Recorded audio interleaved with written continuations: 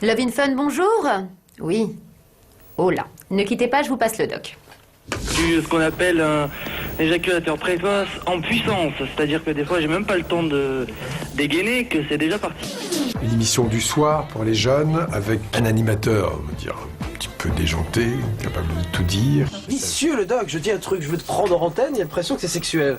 Ouais, Pas du tout. Et quelqu'un de plus réfléchi, qui lit entre les lignes et qui dialogue et tente de donner des réponses. C'est la première émission en France qui actuellement fait parler les jeunes.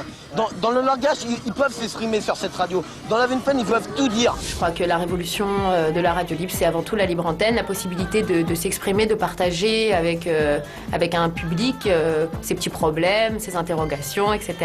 Doc Eddie Fool, c'est vrai que ça a été la libre parole des jeunes. D'ailleurs, ça fonctionne toujours, c'est eux qui ont lancé ça. Ce n'est pas du sensationnel, ce n'est pas pour faire du spectacle. Il s'agit de gens qui appellent, parfois avec de réelles détresses, qui sont mal dans leur vie et qui disent ça avec leurs mots. Love in Fun est une émission où tous les mots sont permis.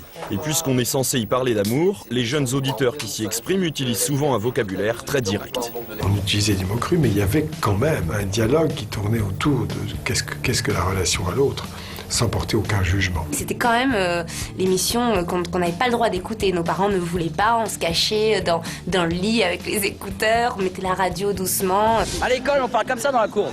Alors pourquoi on parlerait pas comme ça à la radio? On écoute cette radio pour s'éclater alors. J'ai eu l'occasion de participer à l'émission Love in Fun animée par le doc.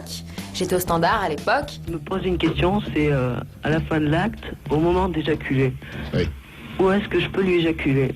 Au Standard, on se retrouve avec des jeunes hommes qui nous racontent qu'ils ont des petites choses bizarres sur leur organe sexuel, ou des filles qui nous racontent qu'elles ont oublié un petit quelque chose menstruel, voilà. Des trucs absolument atroces. Évidemment, on ne peut pas tout passer. Où est-ce que je peux lui éjaculer?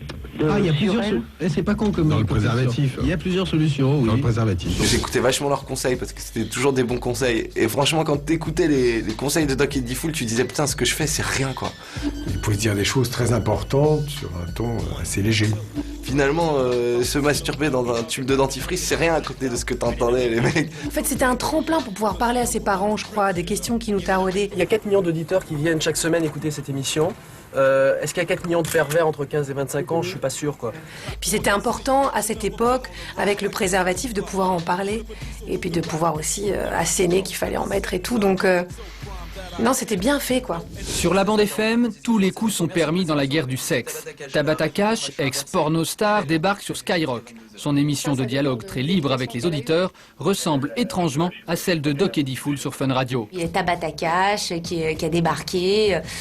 C'est pas du tout elle qui m'a inspirée, hein, je t'avoue. Personnellement, j'ai une position préférée. C'est la... Ouais. Ouais. Qui nous faisait pas mal fantasmer Tabata Cash. Dans la tête du public, l'amalgame se faisait.